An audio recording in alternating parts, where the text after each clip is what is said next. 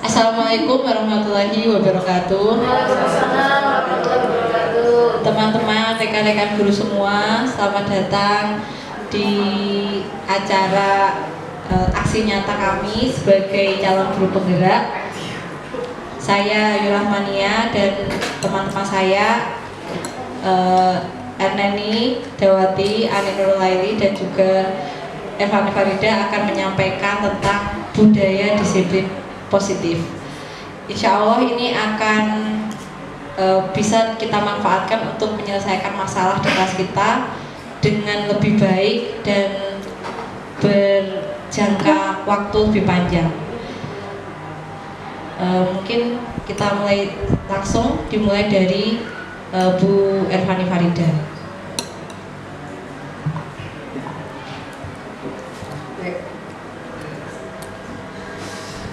Baik teman-teman semuanya, tidak usah kaku, tidak usah tegang, kita santai ya di sini ya. Semuanya baik. Assalamualaikum warahmatullahi wabarakatuh.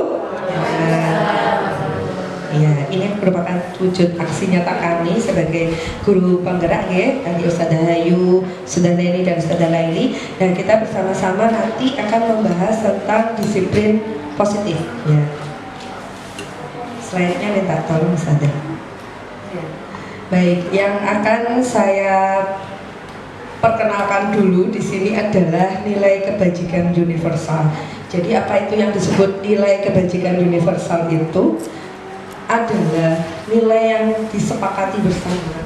Tidak peduli itu latar belakangnya apa ya, ada suku, ras, budaya, mereka memiliki tujuan yang sama. Intinya di situ nilai yang ditetapkan bersama. Nah, disiplin positif sendiri, slide next. Nah, ini termasuk nilai kebajikan universal. Salah satunya ada di dalam P5. Nah, ini agak kecil-kecil saya bacakan. Yang tercantum dalam P5 kalau visi kita bisa ada beriman, bertakwa, mandiri, bernalar kritis, kemudian berkebinekaan global. Kita bisa ada beriman, bertakwa, mandiri, bernalar kritis, kemudian berkebinekaan global, gotong royong, kreatif. Jadi semua ini itu termasuk adalah nilai-nilai kebijakan universal. Terus kemudian ditambah lagi dengan 9 pilar karakter Indonesia Heritage Foundation. Jadi begitu ada cinta Tuhan, kemandirian, tanggung jawab, kejujuran, terus kemudian hormat, santun, dermawan. Ya intinya adalah semua yang karakter bangsa Indonesia. Gitu yang melekat di dalam diri bangsa Indonesia sendiri. Kemudian bawahnya sudah ini keterampilan hidup. Ini ada dapat percaya, ada yang lurus hati, kemudian pendengar yang aktif, tidak merendahkan orang lain, memberikan yang terbaik dari diri sendiri. Mungkin kita bisa pada diri kita, mungkin suatu saat bisa tertanam semua dalam diri kita. Baik, selanjutnya kebijakan universal selanjutnya yaitu integritas, meliputi kebahagiaan, keadilan, baik hati, kesetiaan, rasa hormat, tanggung jawab, pengabdian, bijaksana. Jadi insya Allah nilai semua ini adalah nilai-nilai yang baik. Namanya juga kebajikan universal. Jadi sifatnya adalah baik dan itu bisa kita terapkan pada diri kita sendiri ataupun dalam murid-murid kita. Next. Selanjutnya apa itu disiplin positif? Nah, disiplin positif sendiri itu adalah sebuah kekuatan pendekatan yang berfokus pada kekuatan tindakan positif. Ini menurut UNICEF tahun 2012. Nah, tujuannya adalah menghasilkan anak yang bertanggung jawab dalam mengelola tindakan mereka sendiri daripada tergantung pada pihak otoritas yang mengatur tindakan mereka. Jadi disiplin positif itu anak itu ada kesadaran sendiri untuk mematuhi aturan yang telah disepakatinya bersama. Ya, prinsipnya adalah disiplin positif ini adalah tidak menghukum atau bukan menghukum, kemudian bersifat sebagai pembinaan, jadi meluruskan kesalahan anak agar anak itu tahu mengapa perbuatan dia itu salah dan kerugiannya untuk mereka jika mereka tetap melakukan perbuatan tersebut. Kemudian menerapkan peraturan tegas, memberi konsekuensi yang tidak merugikan anak, intinya gitu, menghormati martabat anak.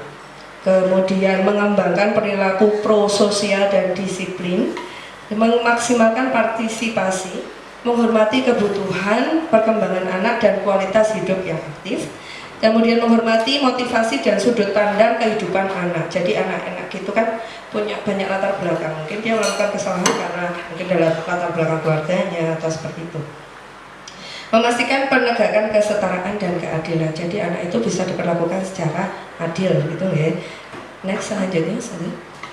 Nah ini menurut Ki Hajar Dewantara, di mana ada kemerdekaan, disitulah ada harga disiplin yang kuat. Ya. Sesungguhnya disiplin itu bersifat self disiplin, ya. Yaitu kita sendiri yang mewajibkan diri kita dengan sekeras-kerasnya, tapi itu sama saja jika kita tidak cakap melakukan hal tersebut, maka itu akan menjadi bumerang untuk diri kita sendiri. Jadi peraturan itu harus ada dalam suasana yang merdeka, jadi bebas tapi ada batasannya gitu. Next slide.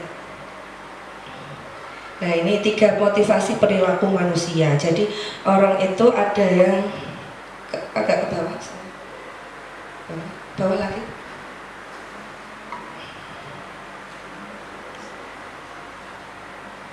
Agak ke bawah. Nah, yang pertama 3 motivasi manusia melakukan istilahnya memotivasi untuk berperilaku disiplin. Yang pertama itu menghindari ketidaknyamanan atau hukuman. Misalnya kita dulu waktu di SMA gitu, udah datang telat nanti dihukum, suruh cari guru piketnya sebanyak berapa kali seperti itu.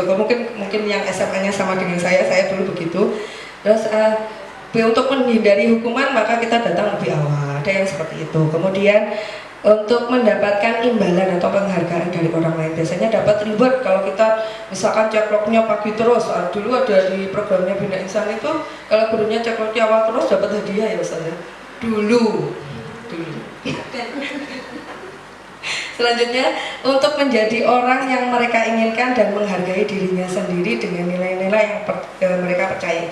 Tanpa adanya imbalan atau hukuman seperti itu, orang itu akan tetap datang lebih awal, misalkan untuk hadir di sekolah lebih awal. Jadi orang yang ketiga ini, atau perilaku manusia yang ketiga ini adalah mereka karena mereka menghargai dirinya sendiri. Kalau dia datang lebih awal adalah sebagai contoh untuk anak-anak didiknya, juga untuk integritasnya sendiri atau menghargai dirinya sendiri.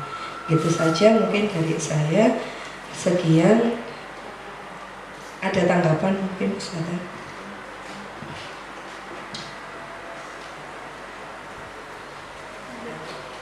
Selanjutnya saya serahkan kepada Ustazah Ayu. Pada Ustazah Ayu dipersilakan. Baik, terima kasih Ustazah Ida. Lanjut kita ke materi berikutnya. Ini jadi kita berempat itu budaya disiplin positif itu ada sekian banyak materi gitu. Jadi dimasukkan ke dalam satu materi disebut disiplin positif, dan untuk mencapai ini itu melewati sekian tadi. Yang pertama tadi adalah kebajikan universal. Kemudian yang materi berikutnya adalah keyakinan kelas. Insya Allah ini sebenarnya semuanya sudah punya ya, keyakinan kelas masing-masing ini sudah punya. Jadi saya cepat saja karena insya Allah kita semua sudah banyak yang sudah membuat. Mari kita berpikir mengapa keyakinan kelas, mengapa tidak peraturan kelas.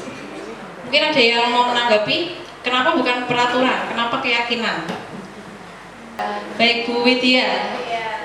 Nah, keyakinan itu biasanya hal yang kita lakukan, yang kita yakini itu pasti akan dilakukan. Kadang mungkin dilakukan biasa. Jadi yang diyakini itu lebih maksimal daripada diatur ya. Kalau diatur kan pemikiran guru. Kalau diyakini keyakinan kelas itu sebagai keyakinan bersama. Nah, seperti halnya misalnya kenapa kita pakai helm? Itu apakah karena motivasi yang pertama tadi takut disemprit polisi, atau yang kedua karena dapat reward teladan terbaik pakai helm, atau yang ketiga karena keselamatan. Sebagian besar dari kita adalah karena keselamatan. Nah, itu masuk keyakinan. Next. Untuk membentuk keyakinan sekolah atau kelas itu yang pertama adalah keyakinan kelas bersifat lebih abstrak daripada peraturan, yang lebih rinci dan konkret. Jadi kalau keyakinan itu sifatnya abstrak, kalau peraturan itu lebih rinci. Misalnya misalnya tertib di kelas, menurut saya seperti itu. Tertib kan abstrak, banyak hal yang masuk dalam kategori tertib. Kalau peraturan duduk di bangkunya dan seterusnya, itu bersifat rinci. Kemudian keyakinan kelas itu berupa pernyataan yang universal. Universal itu bersifat luas atau umum, seperti tadi kebajikan universal tadi seperti gotong royong, seperti toleransi, itu sifatnya adalah luas. Kemudian yang ketiga, pernyataan keyakinan kelas itu senantiasa dibuat dalam bentuk yang positif, kalimatnya positif. Positif itu berarti kalau negatif itu jangan, tidak boleh, itu negatif. Kalau positif berarti langsung melakukan apa. Misalnya kalau negatif berarti tidak boleh terlambat, itu negatif. Positifnya berarti datang tepat waktu, ya betul. Kemudian keyakinan kelas hendaknya tidak terlalu banyak sehingga mudah diingat dan dipahami oleh semua warga kelas. Ya, ini mungkin 5 saja insya Allah sudah cukup ya untuk kelas masing-masing. Next saja. Nah, kemudian keyakinan kelas sebaiknya sesuatu yang dapat diterapkan di lingkungan tersebut.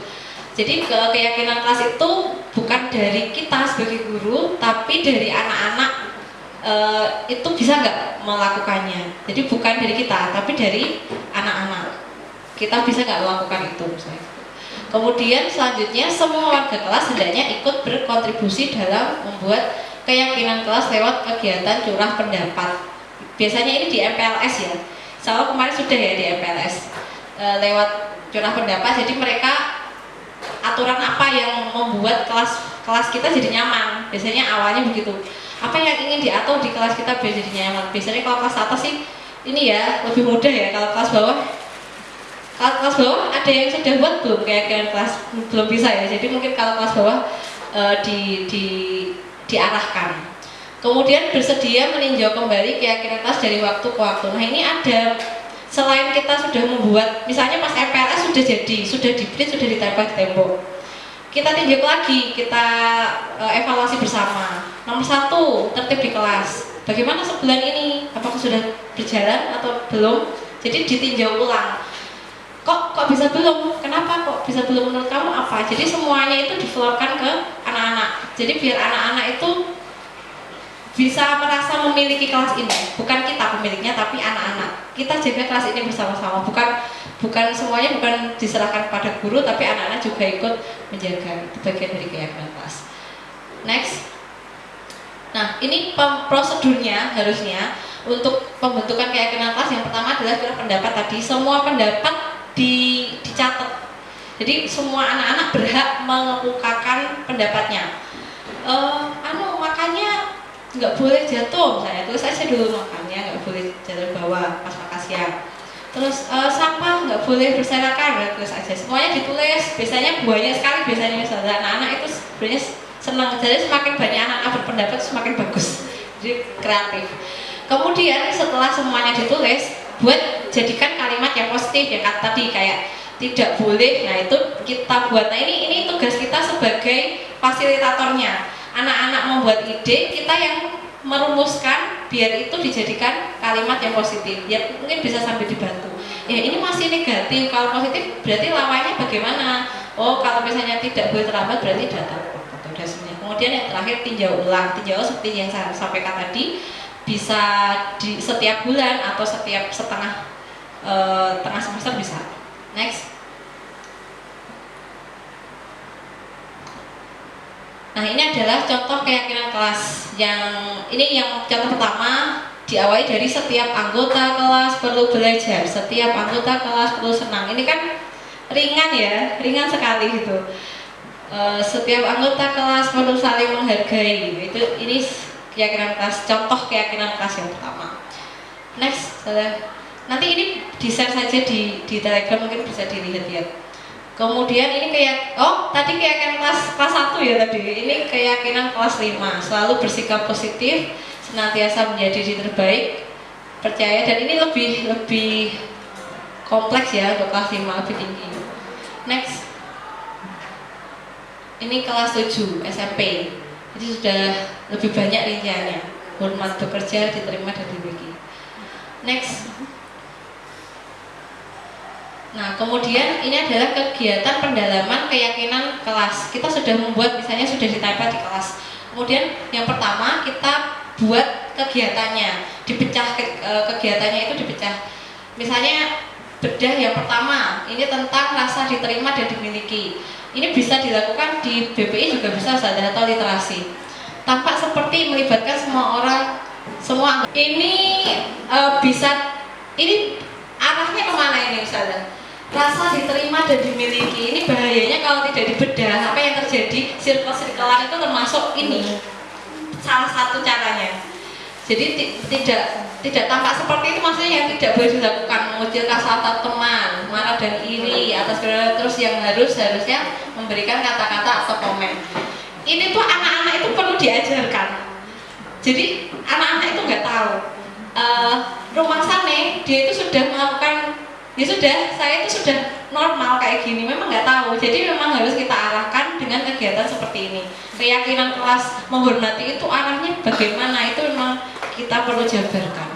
Sebelum masuk ke 5 posisi kontrol, ada materi yang harus kita pegang, namanya 5 kebutuhan dasar. Ini makanya saya kalau misalnya sekarang ini menarik sekali, sangat menarik. Jadi ketika kita menemui anak, kok anak ini seperti ini ya, ini kira-kira apa yang kurang dari anak itu?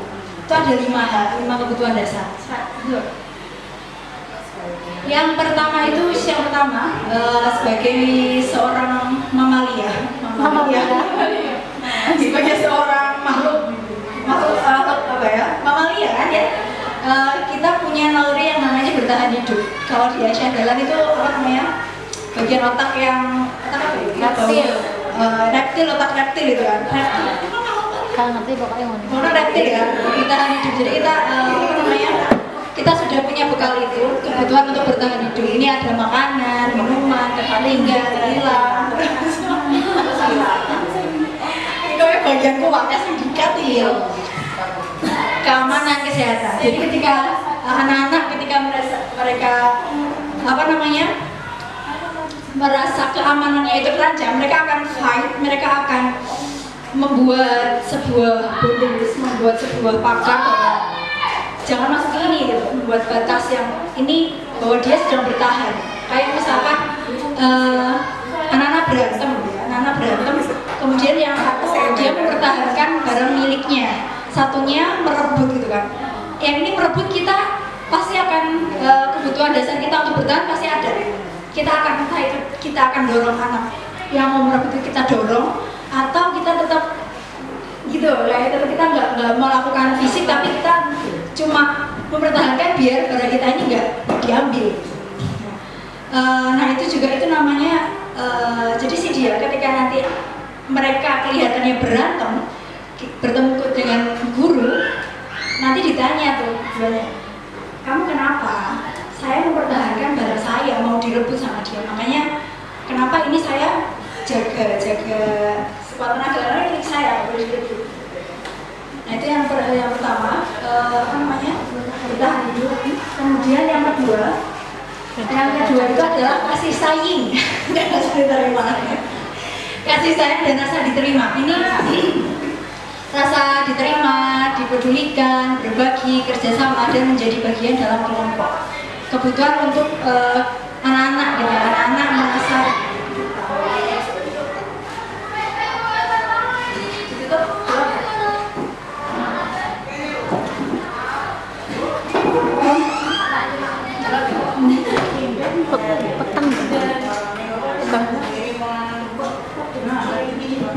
dipedulikan, berbagi, kerjasama, menjadi bagian dari kelompok. Jadi anak-anak butuh jika rasa kasih sayangnya itu dia tidak terpenuhi, bisa jadi dia akan mencari perhatian di sekolah.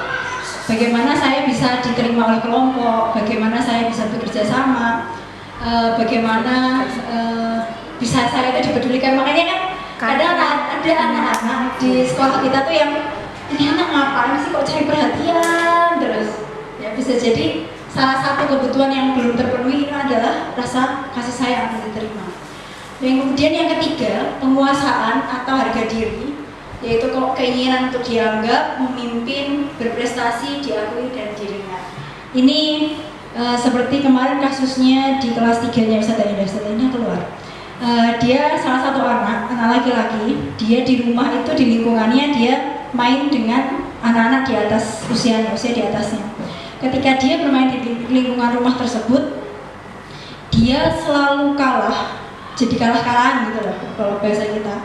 Selalu kalah-kalahan, nggak bisa mengekspresikan diri di situ.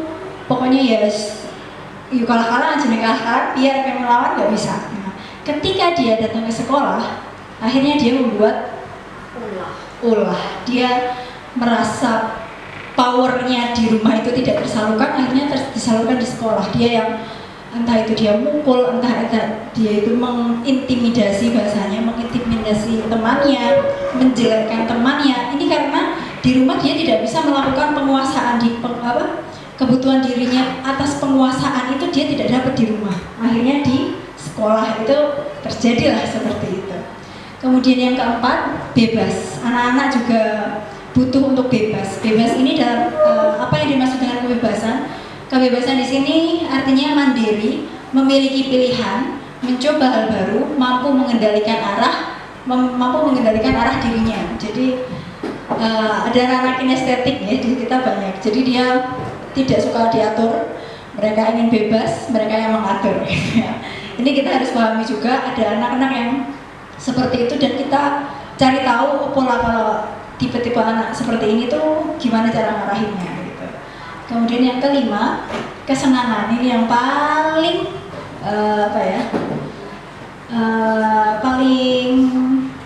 ini senang. Iya, paling besar, paling terlihat itu senang. Anak-anak butuh senang, butuh bermain, humor, antusiasme, tertawa, lucu dan sebagainya. Kalau kita lihat kemarin sempat diskusi juga sama Ustazah Hindu terkait anak-anak ke sekolah, apalagi kita di fase SD, fase anak bermain, anak harus tuntas bermain di fase SD. Kemarin saya juga baca di salah satu postingan itu bahwa setidaknya jika anak ingin anteng di awal itu di usia maksimal 9 tahun itu setidaknya fitrah jasmaninya harus tersalurkan, harus tuntas. Makanya ini kelas 3 1, 2, 3 los gitu, bukan los dalam arti tanpa adanya aturan, seperti disiplin positif ya, bebas bukan berarti bebas tanpa aturan, tapi tetap ada batasan-batasan. Jadi anak-anak kita persilakan, kita beri ruang untuk anak-anak untuk mengeksplor, apalagi jasmaninya harus tersalurkan semaksimal mungkin. Anak-anak juga butuh kesenangan, jadi belajar bukan hanya duduk gitu ya, harus duduk, harus diem, harus anteng. Tapi ada kalanya dia pengen senang-senang gitu, senang-senang, akhirnya dia main, mencari kesenangan, kami dewe, akhirnya dia keluar masuk, dia mencari kesenangan dia, karena dia tidak dapatkan di kelas. Dia kematan seperti itu, ada gitu. Sudah. Sudah. Mungkin itu saja cukup sebagai pengantar. Nanti kalau misalkan dari 5 kebutuhan ini nanti akan mempengaruhi motivasi intrinsik dan ekstrinsik. Seperti apa itu akan kita bahas di sesi berikutnya ya, atau mungkin di diskusi-diskusi kecil di ruang guru atau di jalan. Oke. Ada yang ditanyakan dari sini? Tidak ada, alhamdulillah. Ya, teman-teman, untuk 5 kebutuhan dasar itu kita juga harus memenuhi 5 itu, biar kita nggak jadi posisi kontrol terjelek. Paham ya? Kita harus memenuhi kesenangan kita sebagai seorang individu, sebagai seorang, misalnya saya seorang dari namanya perempuan berusia 30 tahun, misalnya begitu. Saya senangnya apa, saya bebas melakukan apa, saya menguasai apa, saya kalau bad mood harus segera apa biar kembali. Kalau kita bisa memenuhi 5 kebutuhan dasar manusia, kita sebagai manusia, kita bisa menjadi tadi posisi kontrol terbaik. Nanti akan dijelaskan oleh Bu Leni. Monggo silakan Bu Leni. Di sini saya akan membahas tentang 5 posisi kontrol. Ya, nggih, pripun? Oh, saya kira mau tanya. Silakan, Ustazah Ayu. Ya, apa yang dimaksud itu? 5 posisi kontrol ini bahwa kita program disiplin positif yang berpusat pada murid saat ini itu semua pembelajaran yang kita laksanakan itu harus berpusat pada murid. Sudah tidak ada teacher center. Sekarang student center, sekarang seperti itu. Jadi yang dulu mungkin semua guru itu sebagai sumber belajar, sebagai sumber ilmu, sekarang sudah tidak berlaku lagi. Tapi kita sudah, anak itu sudah kita kasih kebebasan yang seluas-luasnya. Kemudian yang dikembangkan oleh ini di dosen dengan pendekatan restitusi. Restitusi itu apa toh? Nanti kita bahas. Restitusi itu seperti apa? Yang disebut dengan 5 posisi kontrol. Apa saja 5 posisi kontrol? Yang pertama adalah ini sebab kita ya, posisi kita ini ketika menghadapi anak, maaf bukan bersalah ya, melakukan kesalahan. Kita ini biasanya di sini ini kita di mana nanti kita pelajari bersama. Yang pertama itu penghukum. Yang kedua ada pembuat masalah, pembuat rasa bersalah. Kemudian yang ketiga itu sebagai teman. Kemudian nanti sebagai teman itu seperti apa kalau kita mengoreksi kesalahan anak, nanti kita pelajari di sini. Yang keempat adalah pemantau, yang kelima adalah manajer. Selanjutnya, sekarang penghukum.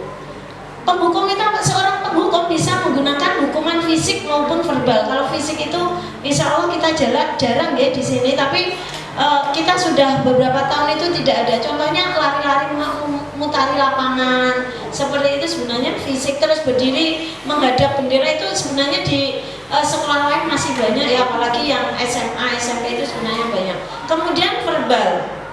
Nah ini yang kadang-kadang kalau kita sudah emosinya memuncak, wis kesel, anak itu melakukan kesalahan yang berulang-ulang dan merugikan temannya, biasanya ucapan ini tidak sadar kita lakukan. Penghukum ini bagaimana ciri-cirinya? Suaranya tinggi, nadanya tinggi, bahasa tubuhnya, matanya melotot, kemudian jari menunjuk. Kamu itu apa yang kamu lakukan? Nah, seperti itu. Ini contohnya. Patuhi aturan saya, atau awas kalau tidak seperti temannya malah semakin dipukul. Kemudian bisa jadi sesudah kembali duduk, anak tersebut akan mencoret-coret bukunya atau meja tulisnya. Coba silahkan dicoret, jangan-jangan mereka dihukum, kita sebagai penghukum ternyata bangkunya itu penuh dengan coretan, itu pelampiasan. Ternyata ya seperti itu. Selanjutnya, ini pembuat merasa bersalah. Ini juga sering kita laksanakan. Pada posisi ini biasanya guru akan bersuara lebih lembut. Pembuat rasa bersalah akan menggunakan keheningan yang membuat orang lain merasa tidak nyaman, bersalah atau rendah diri. Pembuat rasa bersalah, nada suara memelas atau halus atau sedih. Bahasa tubuhnya merapat pada anak atau lesu, kelihatan lesu, merapat. Bagaimana kata-katanya? Ibu sangat kecewa sekali.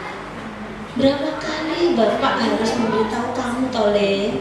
Berapa kali kok kamu sering sekali diulang-ulang seperti itu. Jadi nadanya lembut, tapi itu pada mereka malah merasa bersalah. Hasilnya murid akan merasa bersalah setelah mengecewakan ibu bapaknya. Kadang-kadang kan, apa kamu nggak kasihan loh sama orang tuamu?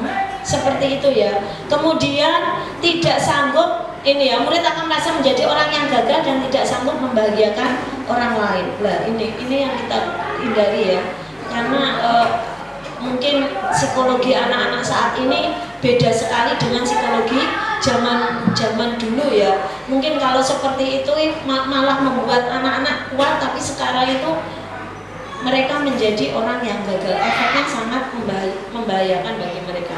Selanjutnya, kemudian ini sebagai teman, mungkin ini juga sering kita lakukan. Guru merasa pada posisi ini tidak akan menyakiti murid, namun akan tetap berupaya mengontrol murid melalui persuasi.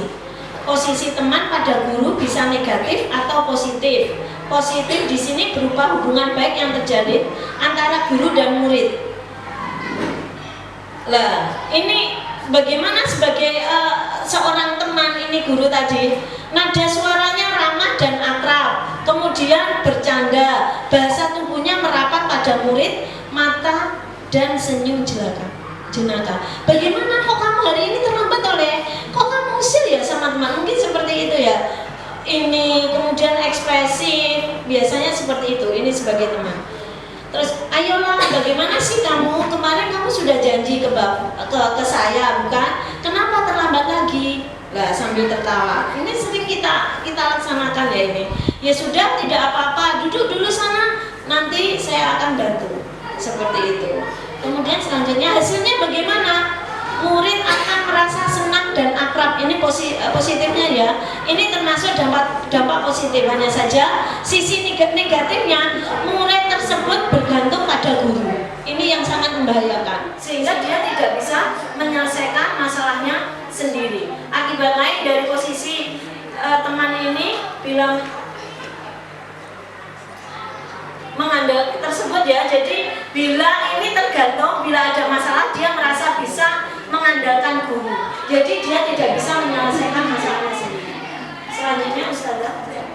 Kemudian ini sebagai pemantau. Memantau berarti mengawasi. Pada saat ini kita hanya mengawasi anak-anak, diam saja biasanya ini. Kita bertanggung jawab atas perilaku orang yang kita awasi. Posisi pemantau berdasarkan pada peraturan dan konsekuensi. Ya, ini biasanya kita amati dulu anak. Lalu ini bagaimana suaranya? Ini suara bahasa tubuhnya ini formal. Biasanya kita panggil sret. Kemudian lalu bahasanya formal itu gimana ya? Peraturannya apa? Ya seperti itu ya. Kemudian kalau tadi kan teman peraturannya apa coba? Seperti itu bisa ya. Kalau teman peraturannya apa? Mungkin dari nada suaranya itu ya. Apa yang telah kamu lakukan? Jadi anak di sini segan ya. Sanksi atau konsekuensinya apa? Ada yang tahu antara sanksi dan konsekuensi, Ustazah? Ada yang tahu nggak bedanya antara sanksi dan konsekuensi? Sanksi itu atau hukuman dan konsekuensi. Hukuman akibatnya.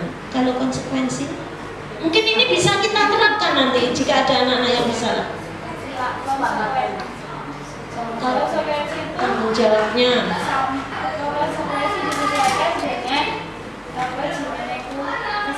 Iya. Tapi kalau hukuman memberatkan. Iya, betul. Jadi beda nih hukuman dan konsekuensi. Ternyata kalau hukuman itu tidak ada hubungannya dengan kesalahannya. Misalnya dia terlambat, hukumannya apa? Berlari mengelilingi lapangan. Seperti itu. Kalau konsekuensi dia, kalau dia misalkan terlambat 5 menit, maka konsekuensinya dia pulang 5 menit lebih lambat. Jadi itu kan sebanding ya. Nanti mungkin bisa kita gunakan anak-anak yang misalkan ketika berjalan di ini tidak memakai sandal, konsekuensinya apa? Merapikan sandal lah, seperti itu. Selanjutnya, Ustazah, hasilnya bagaimana jika kita sebagai pemantau murid memahami konsekuensi yang harus dijalankan karena telah melanggar salah satu peraturan sekolah. Kemudian guru tidak menunjukkan suatu emosi yang berlebihan, menjadi marah atau membuat merasa berbuat salah. Murid tetap dibuat tidak nyaman, yaitu dengan harus tinggal kelas pada jam waktu istirahat. Itu tadi contohnya ya, mengerjakan tugas seperti itu. Selanjutnya Ustazah. Kemudian ini adalah posisi tertinggi, semoga kita bisa seperti ini, yaitu manajer. Guru berbuat sesuatu bersama dengan murid, mempersilahkan murid mempertanggungjawabkan perilakunya, mendukung murid agar dapat menemukan solusi atas permasalahannya sendiri. Kita sebagai tadi sudah disebutkan bahwa guru itu sebagai fasilitator.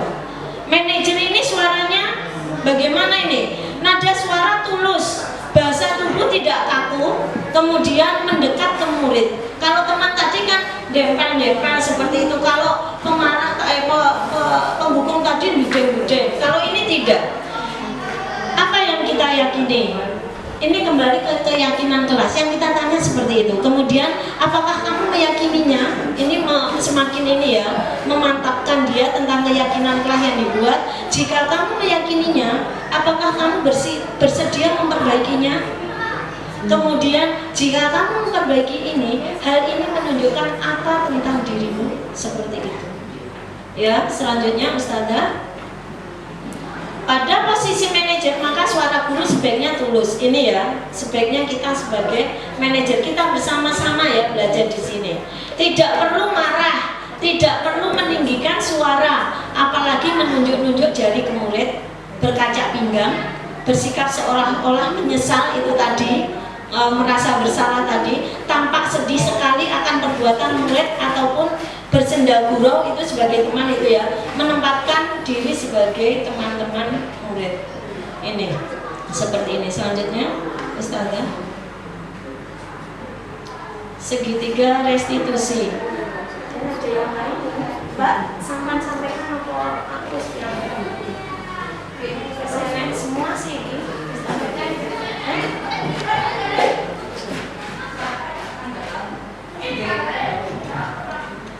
Langsung saja saya terakhir ini untuk segitiga restitusi itu yang pertama adalah menstabilkan identitas. Kalau ada anak berbuat salah itu tidak apa-apa. Kita restitusi itu proses menciptakan murid untuk memperbaiki kesalahannya sehingga mereka kembali ke karakternya yang lebih kuat. Jadi ini untuk manfaatnya adalah untuk menanamkan disiplin positif sebagai bagian dari budaya positif. Bentuk dari bimbingan sebagai seorang posisi kontrolnya adalah manajemen. Tahapannya yang pertama menstabilkan identitas. Saya pakai contoh kita aja ya. Tadi kita kontrol 5 posisi kontrol. Saya jujur saya pernah jadi penghukum. Saya bilang ke diri saya sendiri gak kokoh, panjen gue iso, panjen bisa gak ngerti. Jadi kita sebagai guru stabilkan dulu perasaan kita. Kalau misalnya tadi 5 posisi kontrol kita nggak bisa seterusnya menjadi seorang manajer. Memang kadang-kadang mental kita juga kadang sehat, kadang mood, kadang enggak. Stabilkan dulu diri kita, nggak masalah. Yang penting kita berusaha. Kemudian yang kedua tadi adalah memvalidasi kesalahan. Kesalahannya apa? Ya misalnya anak-anak marah terus ngamuk misalnya, terus ya nggak apa-apa marah karena kamu diejek. Jadi nggak apa-apa. Kita hargai perasaannya. Kemudian yang ketiga baru kembali ke keyakinan kelas. Misalnya kalau ada nggak cara lain untuk memperbaiki ini? Ada nggak cara lain untuk marahnya tidak menyakiti teman? Ada nggak misalnya? Jadi arahnya ke anak-anak langsung. Nah ini termasuk yang stabilkan identitas. Nanti bisa pelajari sendiri ya Ustazah. Ini langsung aja Ustazah. Kita sudah cukup insya Allah untuk dokumentasi. Kemudian validasi. Kemudian yang terakhir tadi adalah restitusi. Dulu juga sudah pernah sampaikan oleh Ustazah Hajar dan Ustazah Novita Mauris dulu waktu pelatihan di Graha di Keden. Ini sudah pernah disampaikan. Dan memang sebelum kita melakukan segitiga restitusi itu kondisi mental kita memang harus aman. Saya sendiri guru pengajar praktik yang mendampingi saya sebagai CGP, beliau juga menyampaikan bahwa beliau kan pasti sudah lulus CGP ya, sudah selesai. Terus beliau bilang ke saya, Bu Ayu, saya pernah melakukan restitusi kepada seorang anak, tapi kok nggak berhasil ya? Beliau tanya ke saya, Bu Ayu bagaimana? Saya juga bilang, saya pernah gagal, saya juga pernah berhasil. Jadi memang tidak semuanya itu pasti berhasil gitu misalnya. Kadang ada anak yang nggak bisa pakai restitusi juga ada gitu. Jadi tidak harus semuanya kita pelanin gitu, memang nggak bisa. Kita memang, tapi semua masalah itu harus kita selidiki pelan-pelan. Jadi biar tuntas gitu loh. Target kita itu tuntas, anak itu jangan sampai naik masih bawa masalah gitu. Badannya begitu.